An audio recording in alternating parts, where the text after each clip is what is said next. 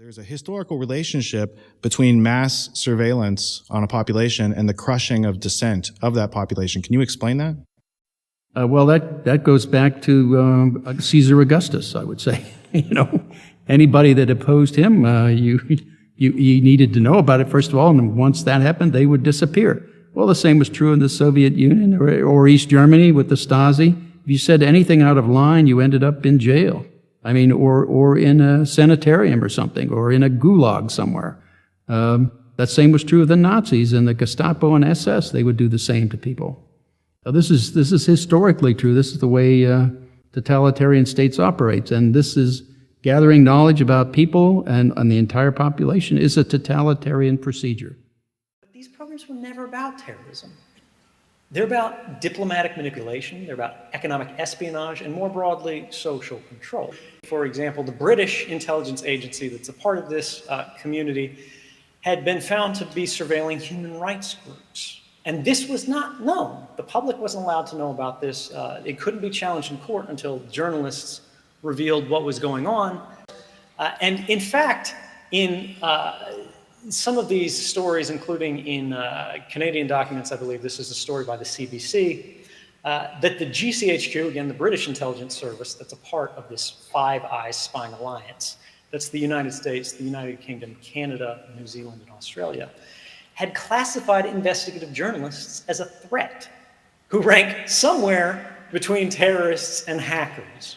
And so this ultimately raises the question, and I would argue answers the question of, well, why are they creating these systems that intercept communications about everyone, despite the fact that they're not effective against terrorists? Well, the answer is, when you create a haystack of human lives, a bucket that collects all of the records of all of your private activities, it's about power. When you collect everything about everyone, you may not understand anything in aggregate. You may not be able to prevent any attacks. But once someone comes to your attention, you know absolutely everything about them, and they no longer have any power at all to affect change against you. I used to fly as a cryptolinguist on RC-135 reconnaissance aircraft in the greater European theater during the latter years of the Cold War. My primary target of interest was East Germany. The Stasi became monstrously efficient, using surveillance to enable their pathological need to know everything, their very operating motto. However, I never imagined that the U.S. would use the Stasi playbook as a template for its own state-sponsored surveillance regime and turning not only its own citizens into virtual persons of interest, but also millions of citizens in the rest of the world.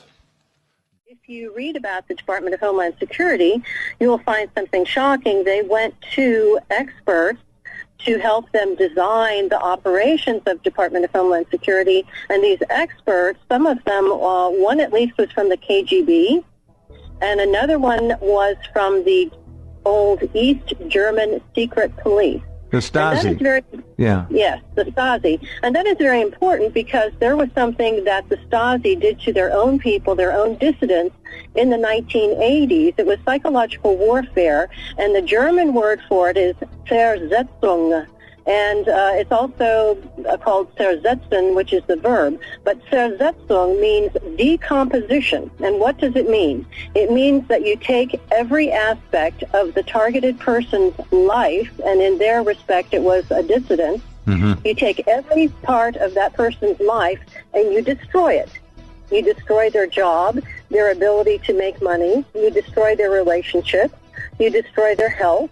You destroy their mental health. You destroy their reputation. And what the goal was to force this dissident into a position of either dying and starving on the street with nobody helping him or her, or committing suicide.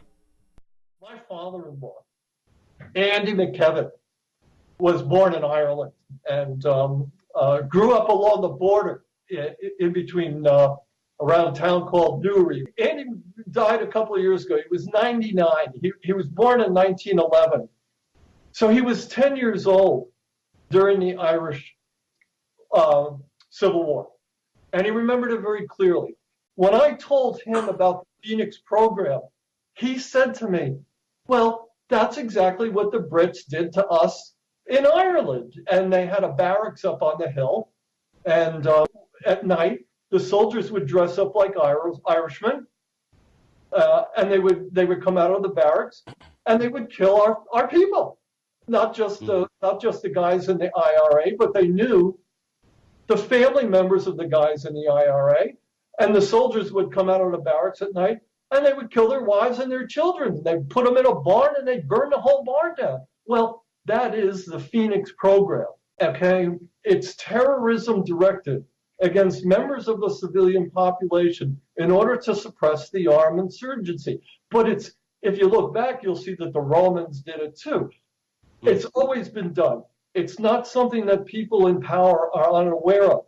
What the CIA does in the Phoenix program is to turn this into a highly refined bureaucratic system and to make it super technological and to refine it to such a degree that it becomes transferable all around the world. I mean, they bureaucratize this thing, and it goes, anything that can't be assimilated into the quote American way, into a consumer society, into our belief system, anything that can't be assimilated, well, they become subject to this new highly refined bureaucratic Phoenix system, which is how it becomes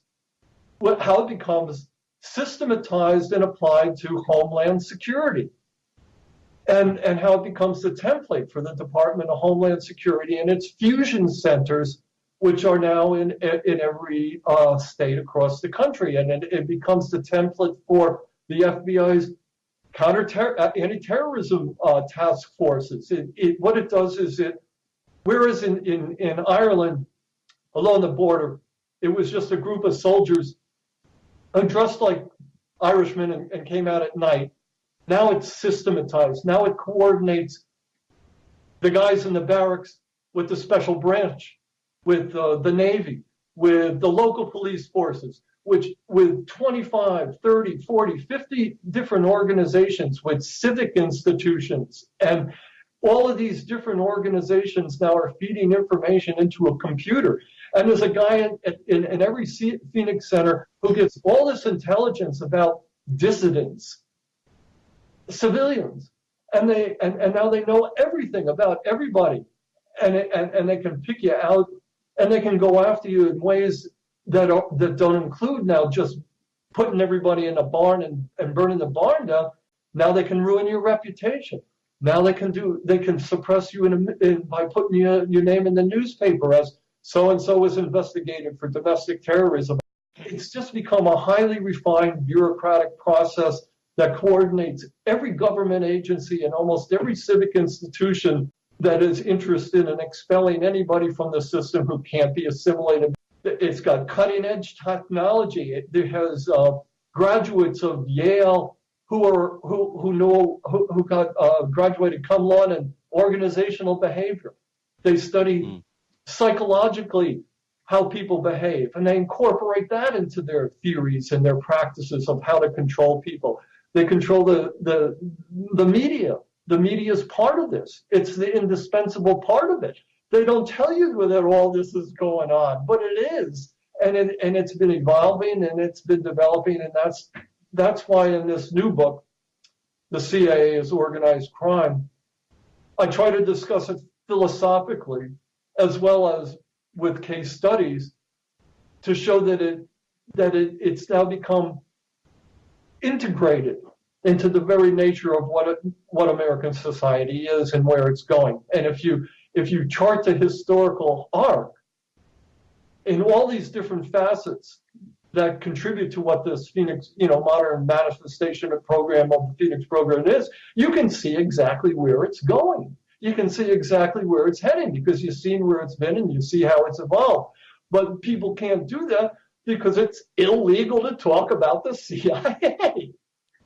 You never hear anybody talk about the CIA because the legislative branches of the government are part of it too.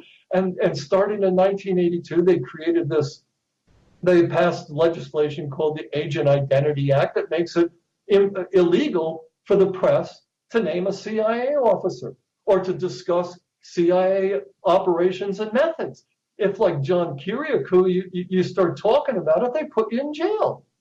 So the security services have not only just developed this method, this Phoenix method, at the same time, the legislative lawmaking branches of the government made it illegal to talk about it or to reveal these protected people that are running this whole operation.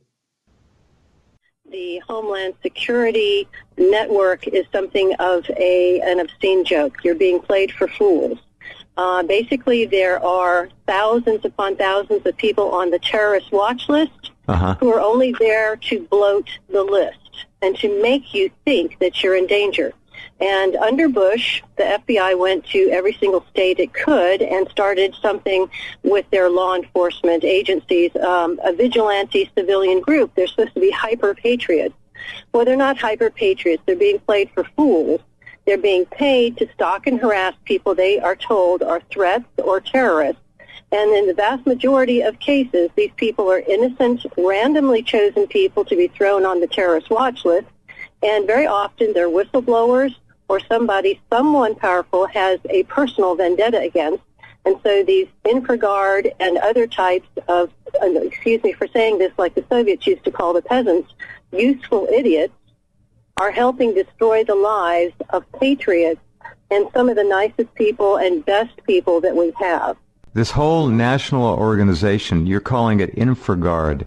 It's a bogus patriot militia that goes far beyond simple surveilling of people. It harms them. It breaks into their homes. And Karen Stewart is a victim. We'll call this, that's what's called gang stalking, okay? A gang of people, maybe 15 or 20 in her immediate community, in her town, will watch her or others, and she has never been formally charged with anything in a court of law about this. Many aren't.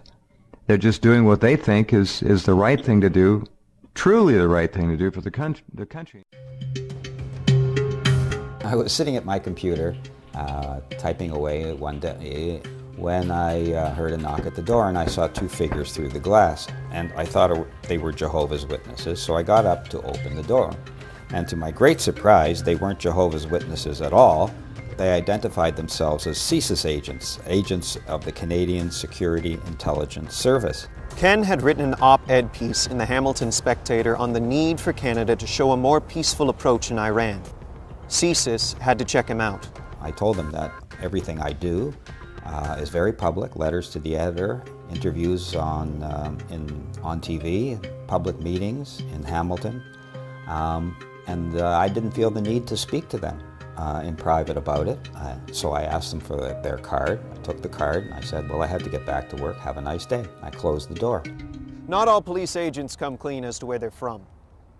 Security and police organizations in Canada do infiltrate activist groups. They do embed operatives for sometimes several months. And one example was in Ottawa in the lead up to the G8, G20, where the ISU JIG had an operative embedded in the Ottawa activist community for 6 to 7 months, going to workshops, going to events, even living with activists for a couple months, producing intelligence, feeding it into the intelligence chain, and then eventually departing.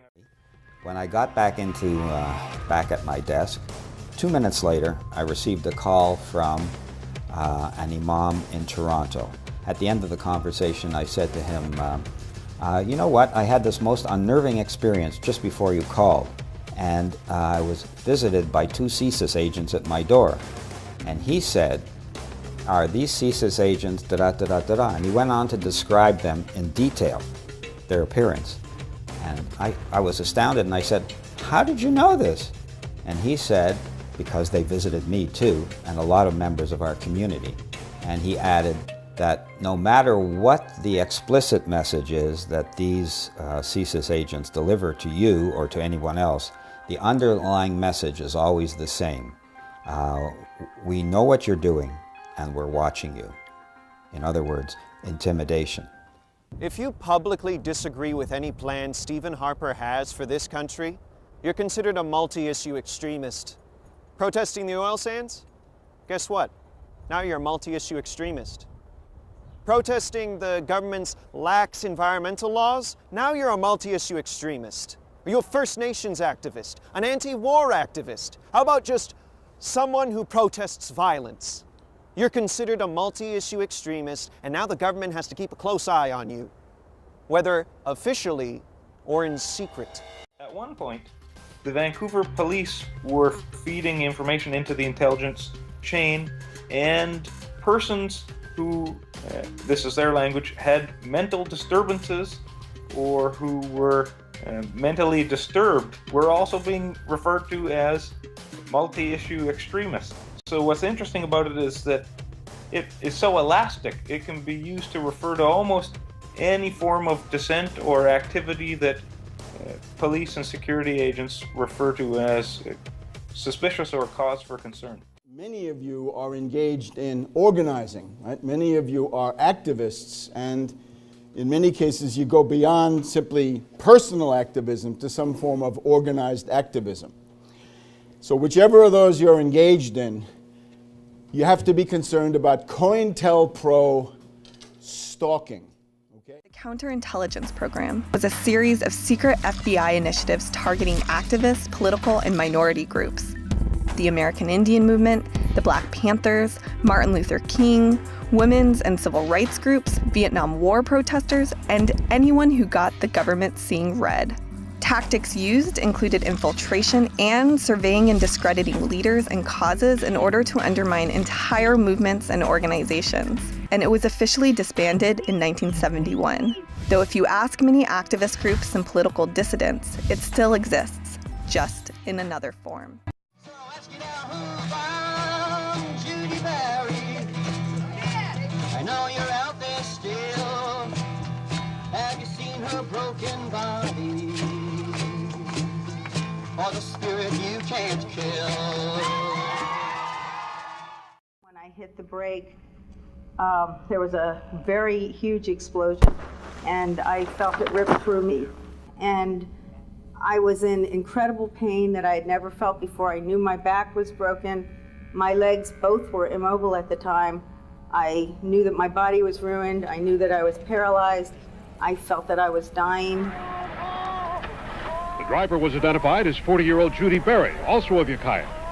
Both victims are members of the environmental group Earth First. J. Edgar Hoover described it. It's a way of they targeting domestic radical groups that they think are a threat to the U.S. government. So these are his words: to expose, misdirect, isolate, and neutralize political groups that he didn't like. And that's really what's been done to Earth First.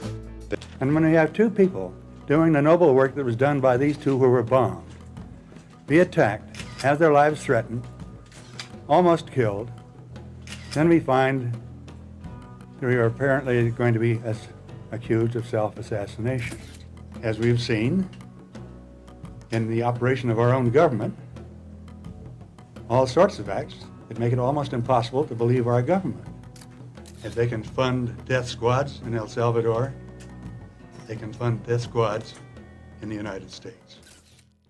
Whoever turns out to be the bomber, the federal government and Oakland will have some serious explaining to do about why they were not able to follow the chain of evidence or refuse to and find that person 20 years ago. The question I get asked a lot is, do you think the FBI was involved in the bombing somehow? And I would say they were involved in the bombing right up to the present moment by hiding the identity of the bomber. They're running cover for the bomber, and they're doing it right to this moment. There is one thing that I want to say about this case, that this case is not about me, it's not about Daryl, and it's not about Earth First. It's about the right of all activists to work for social change without having to fear repression by the government's secret police. People forget that the first operation that the CIA did was to rig the Italian elections of 1948. The job was make sure that no communists gain a dominant position in the Italian parliament, because otherwise we can't insert Italy in 49 into NATO. So you had the vote first, and then the vote had to be rigged, had to be manipulated. It worked, actually worked. And in 49, Italy was inserted into NATO, but CIA and MI6 made sure that through this network of stay-behind soldiers, they always had sort of a secret control of all NATO countries. And it was this sort of anti-communist impetus that was a large force behind the kind of morphing of this organisation into something much more sinister in nature, with substantial links to terrorism in some cases. So I wonder if you could tell us what happened there, why that shift took place, what that shift was. Yes, that is the very, very difficult part of my research, because you have to keep in mind that this stay-behind network was not discovered by accident. It was discovered because an Italian magistrate, so, that's a judge, he investigated a terrorist attack that had happened in 1972 in a small Italian village, northern Italy, in Peteano. That was an attack where, there was a car abandoned in that village, and then there was a phone call to the police which said, we don't know what car this is, come over, check it out. And then the Italian police went there and opened, the door of the car, and the car exploded, and 3 police officers were killed. And right after that, you had a phone call which said, we are the Red Brigades, which was an Italian terrorist group of the extreme left, and we are responsible for this terrorist attack. We did it. And then you had a police officer, an expert in explosives, who in the investigation said, I looked at the explosive, and the explosive very clearly is the one used by the Red Brigades. Okay, so this story stood for a long time. And then suddenly an Italian judge, Felice Casson, looked at the attack again, and he found that it was all wrong, that it was all false, that it was all manipulated, that there was a sea of lies. And he found out that, in fact, this terrorist attack had been carried out not by the extreme left, but by the extreme right. And he found out that Vincenzo Vinciguerra was the terrorist who had carried out this attack. So he got hand of the man. He was an extreme right-wing member of Ordine Nuovo, which is some neo-fascist group in Italy. And Vinciguerra said, yes, I carried out this terrorist attack. That's true indeed. But, I'm being protected. I'm being protected by a network of secret services. And furthermore, there's a secret network all over Europe coordinated by NATO. So he said that, remember, that was 1980s, and many people in Italy thought, this man is just mad. Okay, there's no secret NATO army and nothing of the kind, and it's impossible and whatever. But then this Italian judge was really, determined to find out the truth. And he pressured Italian Prime Minister Giulio Andreotti to give him access to the Italian Military Secret Services archive. And strangely enough, and I can't explain that really, I must admit, strangely enough, he got access to the archives of the Italian Military Secret Service. I mean, imagine that. If I, as a historian, got access to the archives of the CIA or the MI6 or the Mossad or the Italian Secret Service, I mean, obviously we would find interesting things as well. But, this Italian judge then gets access to the archives. And there, only there, he finds the documents which state very clearly that Operation Gladio was designed to fight 2 enemies. First, a Soviet invasion. That never happened. And secondly, a domestic enemy.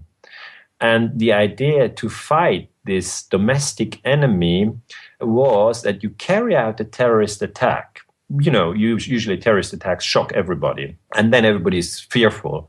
Second, what you do is you blame your enemy. So you say the communists during the Cold War, or today you would say the Muslims. And then they're totally discredited, even if they didn't do the terrorist attack. That is called false flag strategy of tension. And this Italian judge, Felice Casson, found out that the strategy of tension was actually used to shock Italy into, a very strong fear of communist terrorism. So it was fabricated. And then today we try to put together the pieces, and NATO doesn't want to comment, and the CIA doesn't want to comment, and the MI6 doesn't want to comment, and it's a bit tricky. But what we know today is that these terrorist attacks were carried out, and many of them were false flag strategy of tension. So, we were being lied to.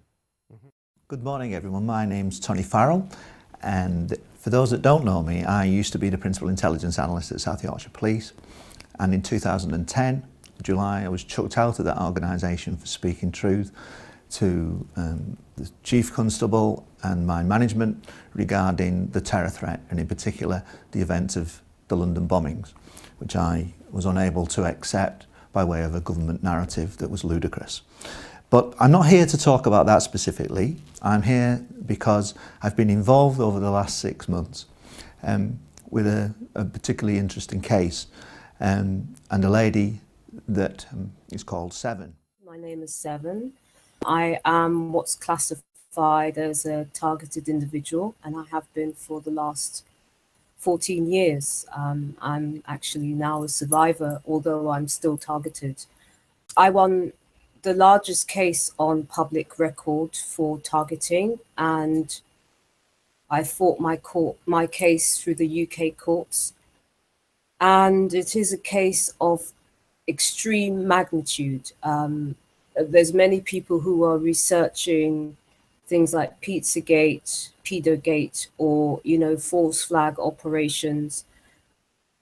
Many of the other things that we are witnessing unfold before our eyes. I should say crimes we are seeing unfold before our eyes. And in one way or another, it's connected to my case because of the crime ring involved, which is now known as Sevengate.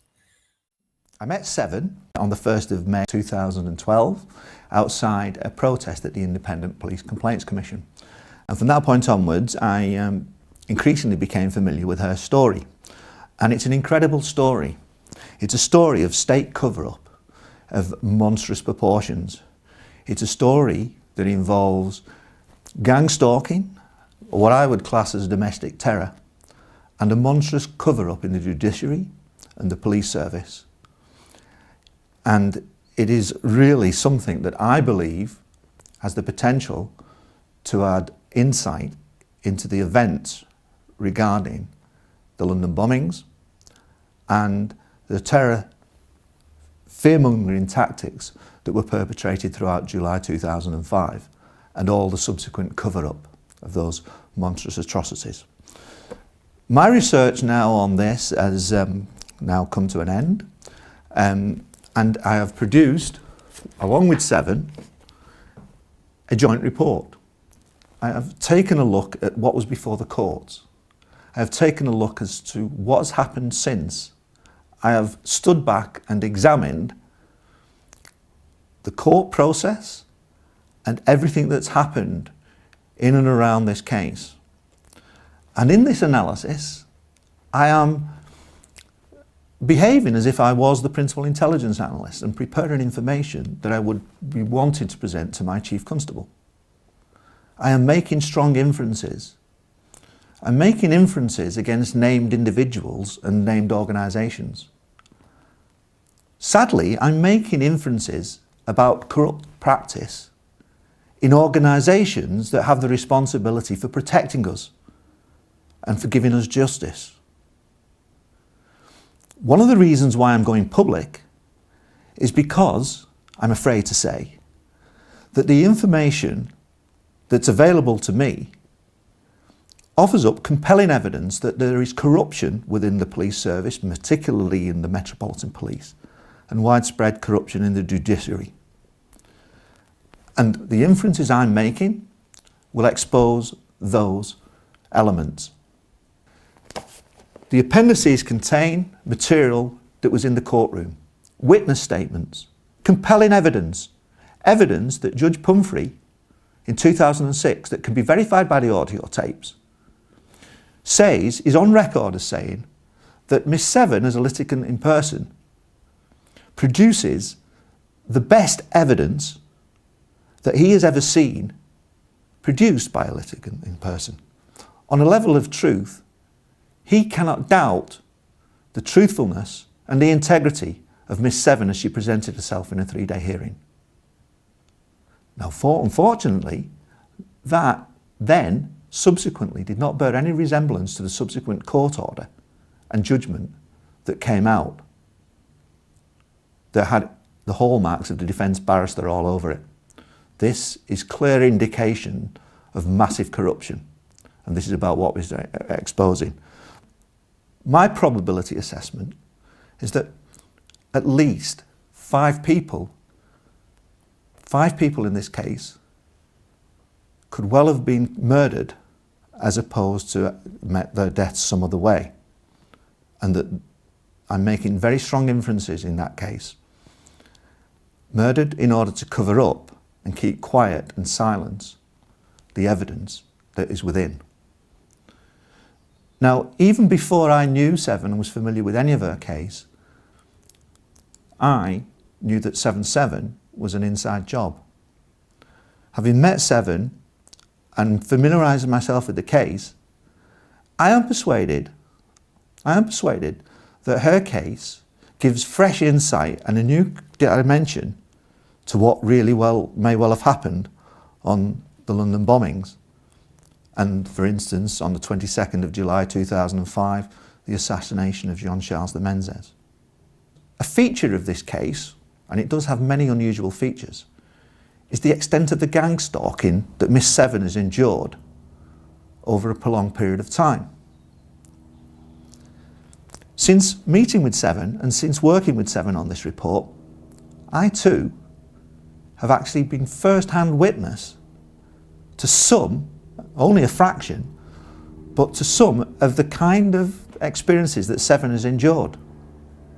And believe you me, I am astounded and staggered by how organised and how sick and putrid the whole thing is. Since being seconded and helping Seven on her case and working on this case, I have witnessed agents of the state behave in an utterly corrupt and inappropriate manner. I am persuaded, having spent 6 months on this case, that Miss Seven and her case needs to be heard. It needs to be heard by the public. It's not a case that we can trust just to hand over to the police, because I'm afraid to say we have evidence here that on 65 occasions Miss Seven has gone to the police for help, and this spans nearly a period of 10 years. And on 65 occasions I can point towards a total abject failure by the police service to protect a victim of monstrous criminality. I believe that this is a supremely important case. Had it not been, I wouldn't have actually invested the time and the effort and the pain and the fear to actually engage myself and embrace this case in its entirety. There is abundant evidence that's been through the courts that can support all the inferences and the allegations that we're making. One of the things over and above the reports will be a 25-minute video that we've made. This video contains what I believe is real dynamite. The dynamite being audio tapes of a court hearing, a crucial court hearing that occurred in 2006 in front of Judge Pumphrey. Pumphrey is now dead, but these tapes were released by Judge Warren. These tapes show that this case that Miss Seven had against Gossage and 9 others was, in no uncertain terms, heading towards a criminal trial, and that Miss Seven was eligible to apply for default, summary default, because of the lack of defence by certain defendants, there was no way this case was going to get struck out. But what subsequently transpired was so polarised from the utterances by Judge Pumphrey in the hearing that it smacks of corruption and cover-up. Pumphrey died, but not before he was silent, not before he was promoted, not before he was knighted. Ultimately, there was an attempt by Lord Justice Lawrence Collins, a solicitor, that made rapid strides in promotion to close it down. The final thing will be my analysis that was before the Employment Tribunal in the Royal Court of Justice, before Lady Dame Janet Smith, about the London bombings. And even before I knew Seven, why I, as the Principal Intelligence in South Yorkshire Police, could not believe the official narrative of 7/7 and the full, unadulterated analysis that was available but was closed down by our corrupt British system is available as an extra appendices to supplement the whole thing. This is an incredible case. It's complex. We can't put it across in 20 minutes, but for those with a willingness to actually understand all this, the material is there, the evidence is compelling. Thank you very much. I'm a creative inventor and sort of conceptual designer. My background has been media and entertainment, film, television, music, primarily film and TV, but also in the music industry as well. In a nutshell, I was targeted for my intellectual property. It began that way and morphed into an absolute nightmare, in short. And I developed a multimedia platform, and that was stolen off you? It was stolen by Helen Mary Alexander and a number of people within the entertainment industry. And simultaneously, it morphed into a sort of targeting operation, if you like, threats, etc., to prevent me from A, being paid, and B, taking any form of legal action to get any redress. But you did take legal action. So you took this case on, didn't you, single-handedly? Yes, I did. I sued. It was basically, I took emergency proceedings in 2004 because running up to me taking up proceedings, I was being literally terrorized for a very long time. I created a multimedia platform, and this platform was converted into literally tons and tons of shows, and these shows were sold to all the different networks in the UK and around the world. So we're talking not just about one production, but multitudes of productions. And in that instance, in Strictly, BBC were the beneficiaries ultimately, but it also went around the globe, didn't it? Yes, in many nations. it was sold all over. This was worldwide success. Absolutely. And it's still going. Yeah, absolutely. Because of the popularity of the shows and the fact that the shows were very successful, they didn't want me to be identified as the person who was behind it. And to prevent me doing anything about the fact that they were deals being done for large amounts of money, my whole life basically got taken over, if you like, in a very horrific way. Phones were tapped, computers were hacked. I was, people were turning up at my house. So massive intimidation. Yes, while absolutely. you took them through the court process. Yes, I started being stalked everywhere. I started being threatened. I saw that my house was under surveillance 24 hours. There was surveillance vans outside my house. There were men that were tailing me down the street, making slit your throat signs. Some people might not be familiar with the term gang stalking or targeted individual. I'm what's called a targeted individual. As I said, I was targeted for my intellectual property. And in the course of how gang stalking takes place, you are selected and put on a program, and basically you experience harassment, death threats on a regular basis, break-ins. I've had my property broken into, I've had my property burgled. And you haven't had any particular help from the public authorities, have you? Basically, when you have a case like this, there is a conspiracy of silence around it. And all the departments that are involved in protecting people are either paid to keep quiet or they're made to keep the whole thing quiet. So it doesn't matter where you go officially to get help, you'll find that every door will be slammed in your face. The Bar Council offices were actually burgled. They contacted me and told me that the evidence was burgled from their, there was a burglary in their offices, and the evidence that I had produced about Nicholson was stolen from their offices. So that's typical of the kind of thing that goes on. This is a criminal cartel. They operate from within mainstream media and the entertainment industry.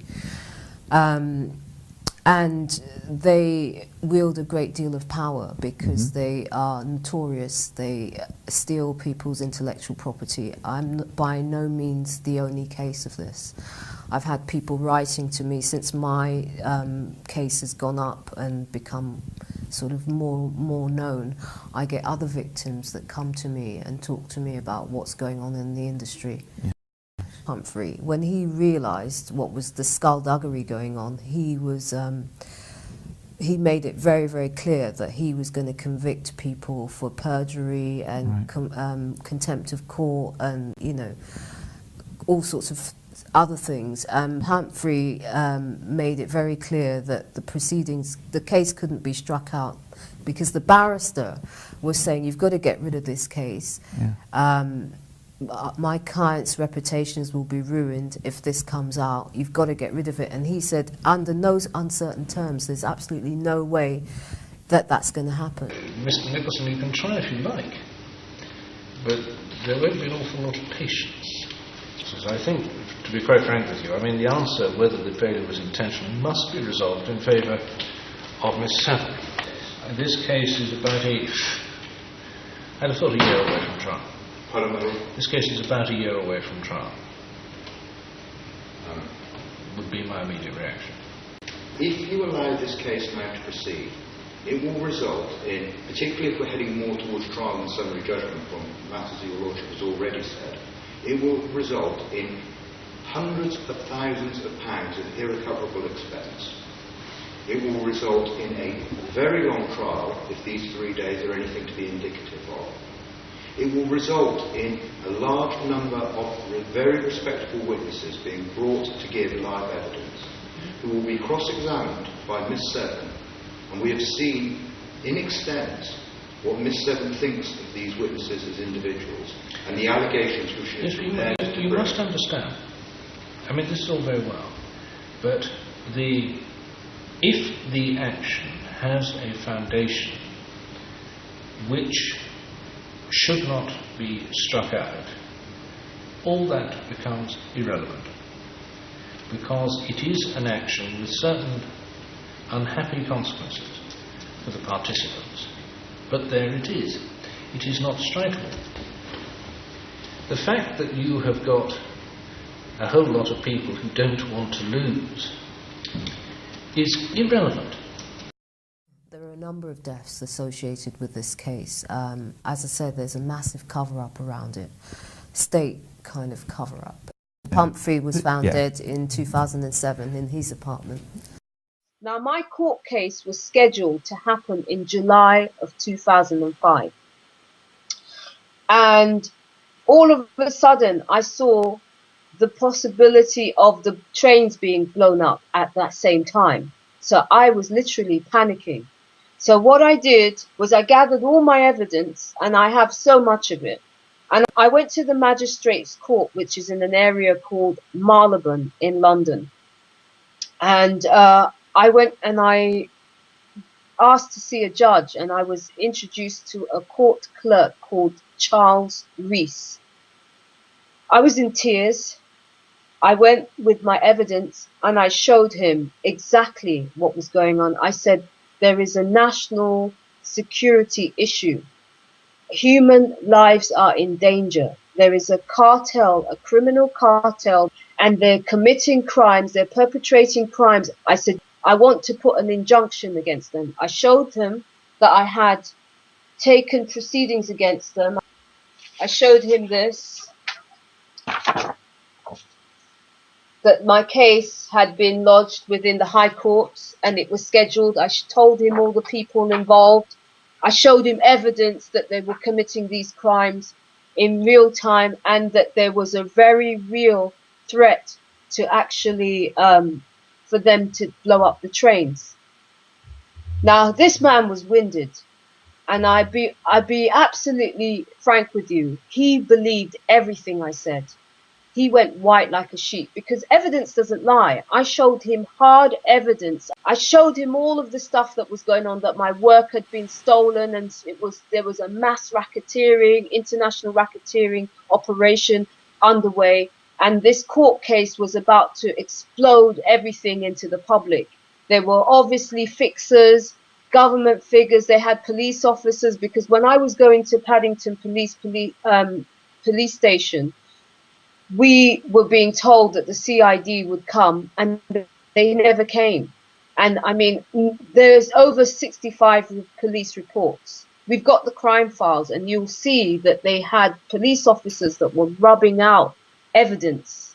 They were covering up evidence. Every crime file that was logged in of burglaries and the things that were being taken, the death threats, all of it was being scrubbed out. They had people, and this Sergeant Stallard, he was involved in this. And a key thing is that Paddington Green Police Station is the main terror branch for the UK. And this is where this man was operating. So he knew what was going on with these criminals. And so hence the reason why when I went to that police station to put injunctions for them to take action, they didn't. They wouldn't help me at all. So I told this Mr. Charles Rees all this, and he said, okay, these are your options. He said you could either take action against the police to make them take action against the criminal cartel, or I could take action against the courts to make the courts take action against the police to stop the cartel. Now, this was about the 10th of June, 2005. And I said to him, I've got a court case which is massive in July of 2005. There's no way I'm going to mount proceedings against the police and the courts in that time as well. I just can't do it.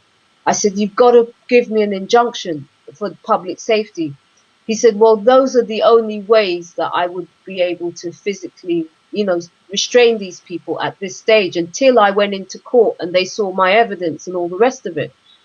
So I was winded.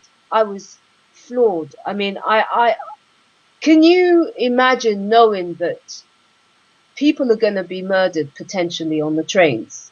You know this. You're a nobody. In the scheme of things, you're just an ant, and you have limited resources. This is a massive machine. These are psychopaths. These are Satanists. These are a cult with, backup and a network, and you're just one person. And on the other hand, you have on your shoulders the potential that people are going to be killed.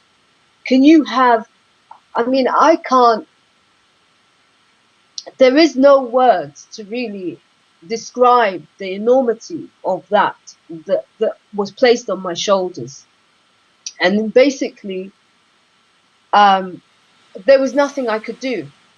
The only thing that I could do was to stay alive. And so my intuition said, go into hiding. Go into hiding now. So after leaving there, I went into hiding, and I stayed within hiding for 3 months. So actually the bombings took place while I was in hiding. Here, the judge refers to that. Miss Seven's all work which she's done is on the very high end of the degree of competence so far as the preparation of written documents are concerned that I have ever seen from a litigant in person. I think that's probably right. I mean, these are far and away the best prepared documents which I think I have ever seen from a convicted person.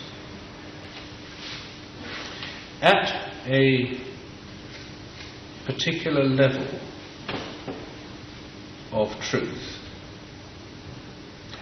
I cannot doubt what Miss Seven says. I cannot doubt that she spent, on the material available to me, that she spent 3 months, in her house for the reasons stated in the letter. I don't really want to go into it any further than that. He said, I cannot doubt what Miss Seven says has happened to her, and that she had to remain in her house. First he said for 3 days, then he said, no, sorry, for 3 months, for the reasons that she said had happened to her. And then he says, I don't want to go more into it than that. He doesn't want to say that he knows that they killed these people and that they were behind the London bombings. But what he's saying here, this is profound. This judge is putting his life on the line and saying that a particular level of truth,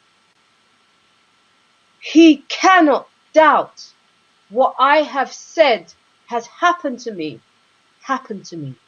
because it's facts. That judge read every single paper. He knew my case inside out, and it's a massive case. It really is. There's evidence against every single defendant and their corporations, and I had to, you don't make allegations like I'm making unless you can substantiate them.